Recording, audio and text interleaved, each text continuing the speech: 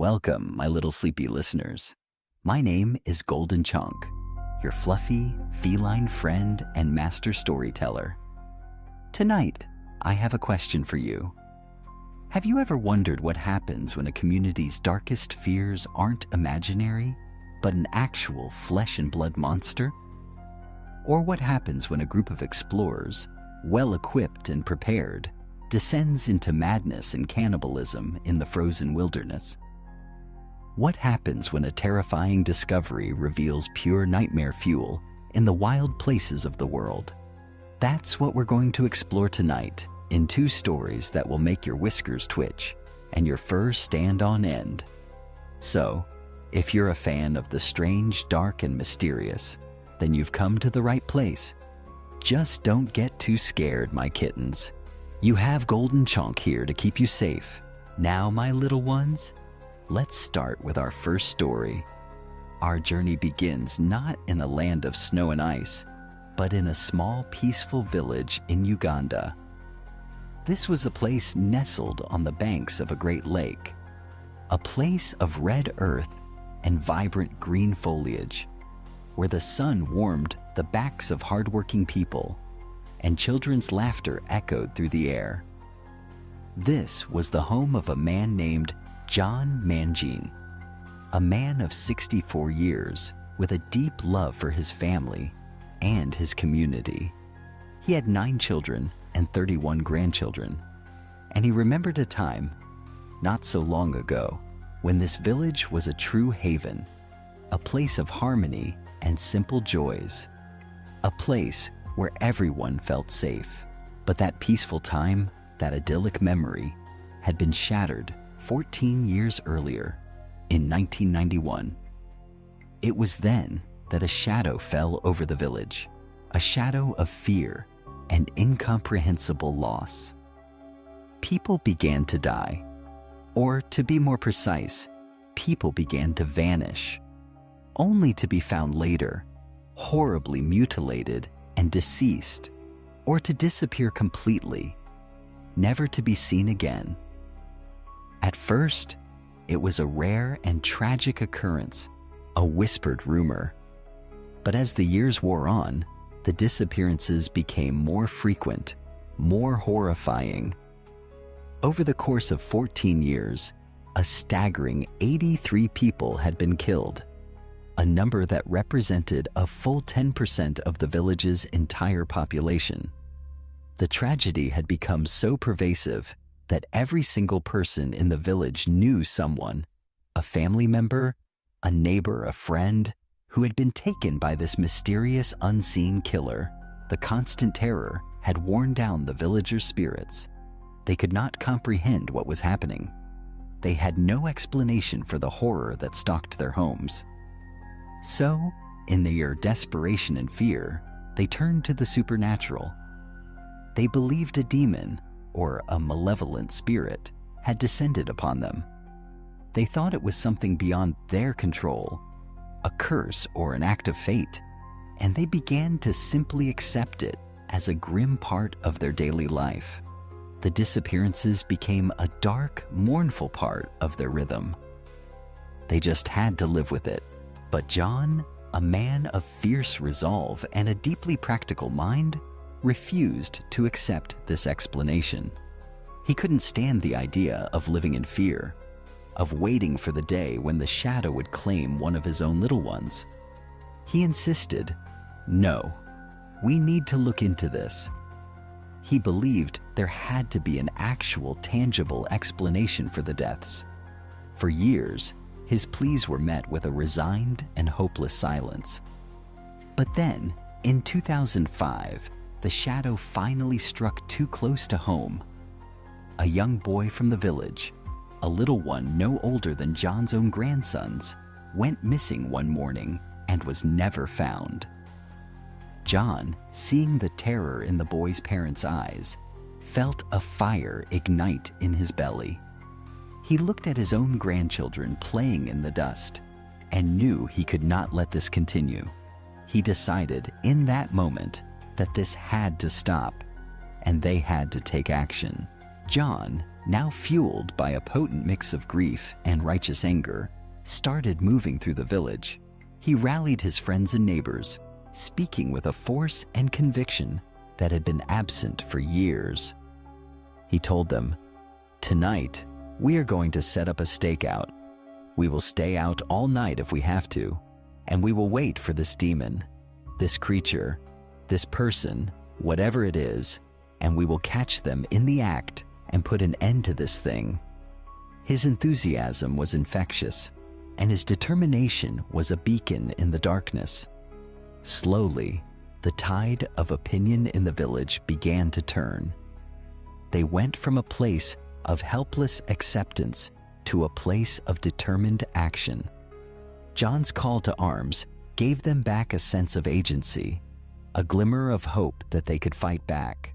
That night, John and the group of brave volunteers he had gathered headed to an area in their village that had become a place of dread and sorrow. They called it the Butchery. The name was a somber tribute to the place where the majority of the 83 victims were either found or last seen before they vanished forever.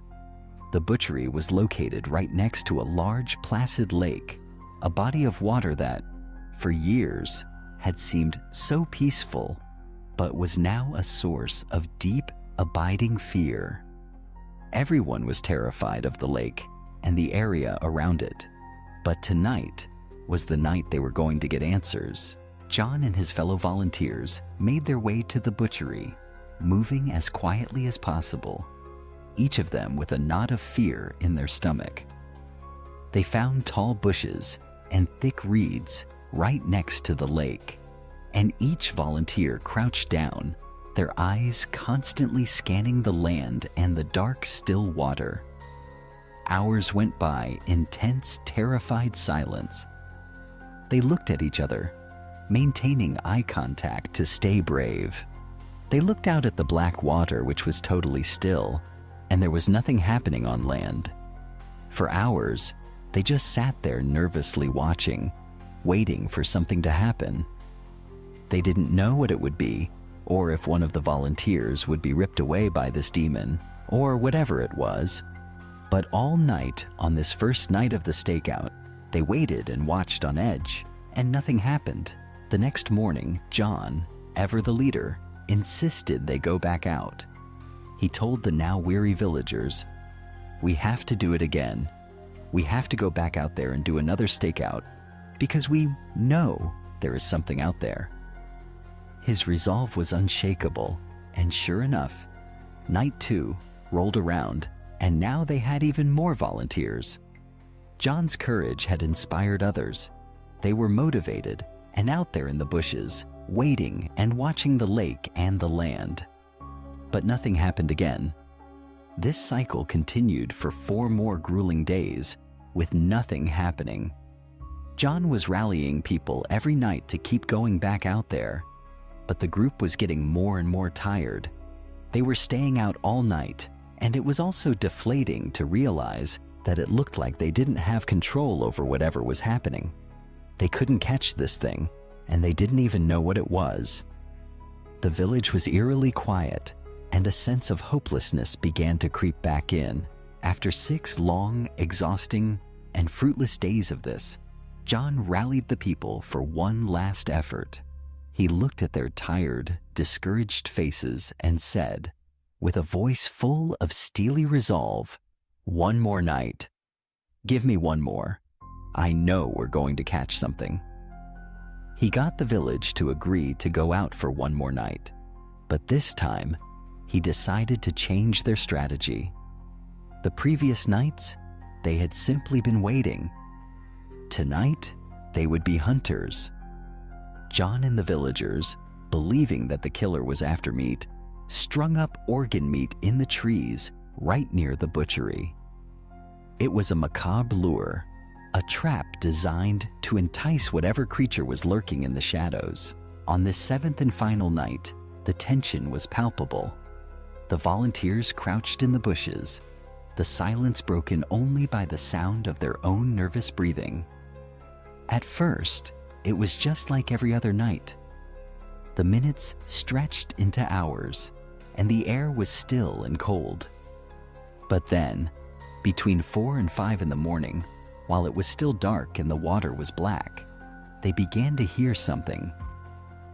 It was a low, rumbling sound that appeared to be coming from the lake, but it was hard to tell. They were looking out at the water, and it was just dark. This was the first time anything had happened during one of their stakeouts.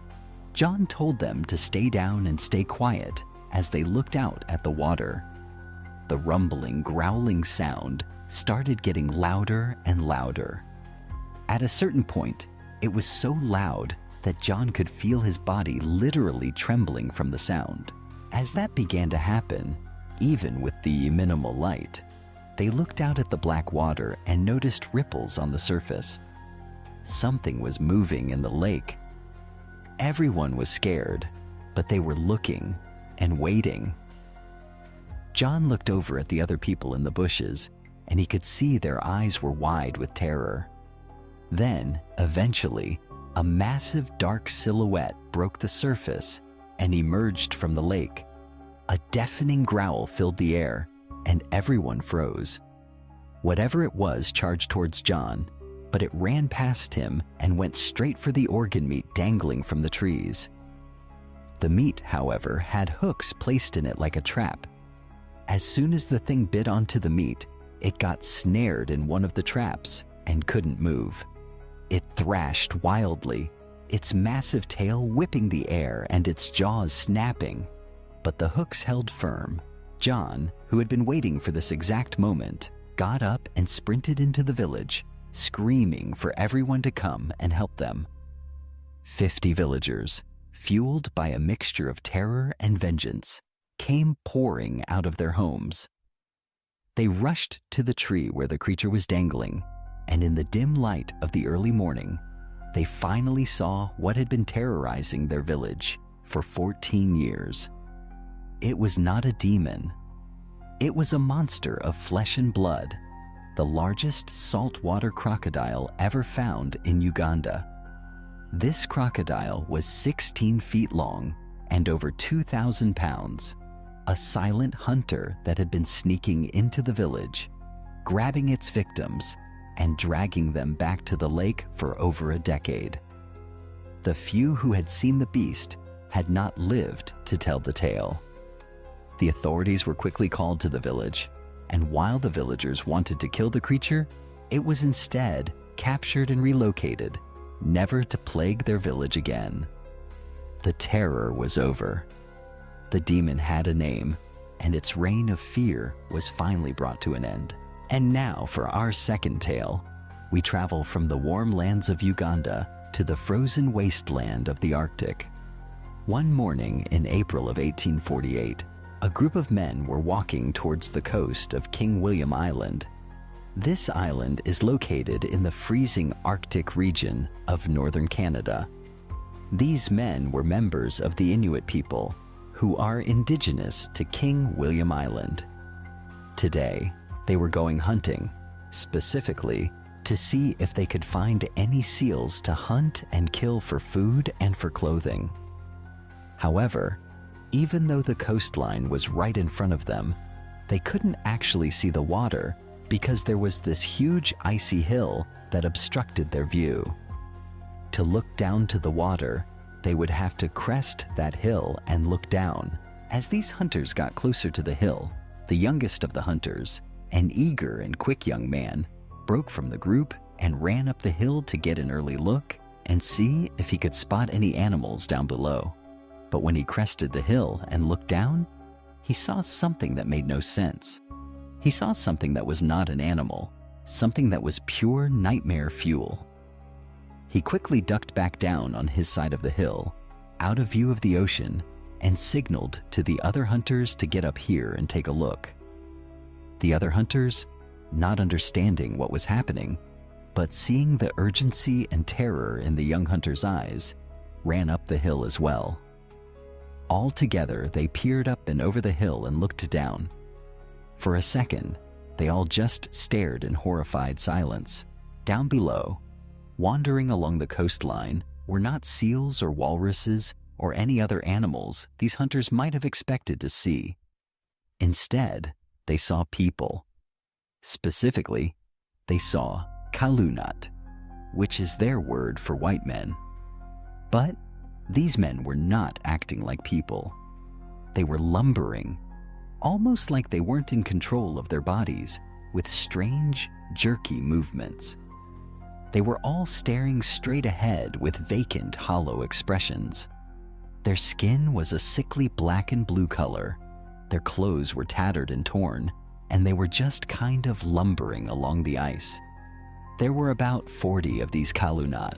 For these hunters, they didn't have much exposure or experience around white men.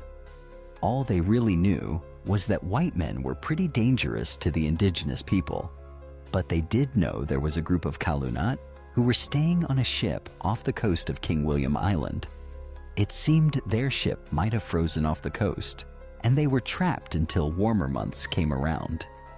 To this point, the Inuit people had not seen or interacted with any of these white people.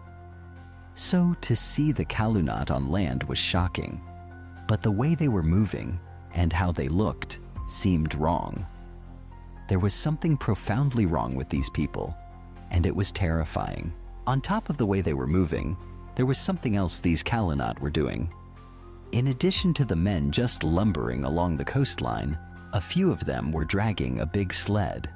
There was a tarp over the sled, and something big or several things were clearly under the tarp, but the hunters couldn't tell what it was. They were just watching this weird, disturbing parade along the coastline with the sled. They decided they had to get out of there and ducked their heads below the icy hill to stay out of view. As the hunters tried to figure out what to do, they heard an awful, guttural scream from down below. Instinctively, they grabbed their spears and poked their heads up over the hill, thinking maybe they had been spotted. But no. When they looked down, many of the Kalunat were still just kind of lumbering along. But one of them had stopped and was retching around like there was something terribly wrong with him. He continued to scream out and then just crumpled to the ground, his body seizing in a final horrifying spasm. The other white men didn't even react to it, except for the men pulling the sled. They pulled the sled right up alongside the man who had just fallen and nonchalantly pulled back the tarp, revealing a gruesome pile of bodies, some frozen solid, others still fresh, on the sled. They picked the guy who had just fallen and threw him onto the pile. They covered him back up with the tarp, and like nothing had happened, the men kept on pulling the sled. This creepy procession continued down the coast, and the Inuit hunters were genuinely terrified. They scrambled back down the hill and ran back to their village without saying anything. The following day, the Inuit hunters came back to that exact spot, but this time, they had brought along several pounds of seal meat. The previous day, when the hunters had gone back to their village, they had described the horrifying scene. After a long discussion, the villagers reached a consensus. They decided that while the Kalunat were dangerous, it sounded a lot like these men must just be starving. The way they were moving, the fact that men were falling down and dying, and that they had a sled full of dead bodies, all pointed to the brutal reality of the Arctic wild. The consensus was they're starving to death, and that's what they were seeing. The villagers, ever generous, decided the hunters should go back, find these Kalunat, and give them some food to help them, and as a peace offering to ease the tension between the two peoples. So that day, the Inuit hunters made it back to their spot, climbed up the icy hill, and looked down towards the ocean. But there was nobody there.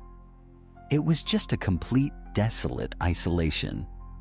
The hunters went down to the coastline and saw footprints from the day before, including the tracks from the sled. They started tracking the footprints for hours, looking up ahead, but not seeing anyone. They were amazed at how much ground these guys had covered in their bizarre lumbering walk. Eventually, After hours of this, the hunters came upon a campsite, but it was totally abandoned. It was right on the edge of the water, and it looked obvious that the Kalunat had been camped out here, but they were not here now. Interestingly, the people who had been there had left behind quite a few of their supplies. There were the remains of a fire and a big metal pot sitting over it. You would think if you were struggling to survive out here, you would keep your cooking supplies, but no, that was left behind along with several other tools. The hunters looked around, thinking maybe they just stepped away and would come back. But they searched the vicinity, and nobody was there. The footprints just picked up and continued off into the distance, leading to an even greater mystery. Puzzled, the hunters decided to search the campsite for some clue as to what was going on with these white men. They came back to that fire and the pot with a lid over it. One of the hunters, a brave and curious man, walked up to the pot, grabbed the lid, and lifted it off. When he saw what was inside, he reeled back in horror. He quickly dropped the lid back down, but the image was seared into his mind. Several months later, that same group of Inuit hunters had hiked miles and miles down that same coastline until they saw, off in the distance, a big wooden ship right off the coast. They knew this ship belonged to the Kalunat. Today, their plan was to break into the ship and raid it. Just recently, these hunters had finally solved the mystery of what happened to those 40-some-odd white men. They had come across a mass gravesite of over 30 white men, all dead in the snow. Clearly, they had starved to death and died from exposure. It seemed like an unfortunate thing that these guys had just hiked and then fell down and died. But now that the Inuit hunters knew all these white men were dead, they thought, well, there's a ship sitting right out there that no one's going to claim, so why don't we take whatever's inside of it? The Inuit hunters walked out onto the ocean, which was completely frozen, creating a pathway of ice right up to the ship. When they got there, it was vacant, silent, and still. Clearly, there was nobody in the ship. As the hunters climbed the side of the ship, they had set their expectations that something must have happened here. They ran out of food, there was a leak, some sort of chaos ensued that caused them to abandon their shelter and head toward the Arctic wilds. But once they got on board and looked around, they quickly realized the ship was in pristine condition. There was no damage to the ship. It was practically brand new, preserved perfectly by the ice. When they went down below, they discovered luxurious bedrooms with comfortable-looking beds, bunk beds, and hammocks with linens and pillows. There was a library with hundreds of books, games, fine china, and a massive food storage room filled with canned goods that had been left behind. They were shocked to see that the ship was a sanctuary of comfort and supplies. The men hadn't starved on the ship. They had abandoned a perfect, well-stocked vessel to die horrible, senseless deaths on land. The hunters were baffled. What could have possibly driven these men to leave a sanctuary of comfort and food for the unforgiving wilderness? The answer to this riddle would not fully make sense for another 130 years. It wasn't until the 1980s that researchers began to analyze the remains of these white men. Those 30 or 40 men found dead on King William Island. It would turn out those men were explorers on what would be known as the Franklin Expedition, a famous British naval expedition to the Arctic.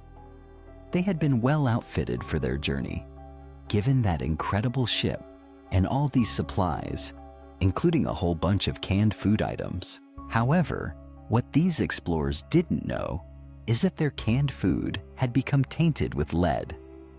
As they slowly ate all these canned food items, they were slowly poisoning themselves. One of the side effects of lead poisoning, in addition to feeling nauseous and sick, is that it drives you crazy. It gives you wild mood swings and leads to mental hysteria. In their madness, the men, no longer able to think rationally, decided to abandon their perfectly good ship and head into the wild to forage for food that wasn't there. As they slowly starved and the lead poisoning took its full effect, they devolved into a state of utter desperation and began to eat their fallen brothers. The sled they were dragging along was not to preserve the bodies for a proper burial down the road. It was their mobile refrigeration unit, a place to keep the bodies of their dead friends to eat later. And that pot the Inuit hunters found at the campsite? Inside was a human skull that had been cracked open, as if someone had been scooping out and eating the brain. The white men had become monsters, driven to madness and cannibalism by their tainted food. To this day, the bones of the crew members from that failed expedition are still being found on King William Island. Their horrific fate remains a chilling testament to the dangers of the Arctic and the terrifying effects of slow poisoning. The story is a stark reminder that sometimes the greatest terror comes not from the wilderness itself, but from the slow, insidious madness that can take hold of a man's mind. And so, my little sleepy kittens, that concludes our tales for tonight. 2 stories of humanity facing the unimaginable, and in one case, becoming the unimaginable. Thank you for listening, and remember to always be careful what you eat and who you trust. Good night. Meow. Meow.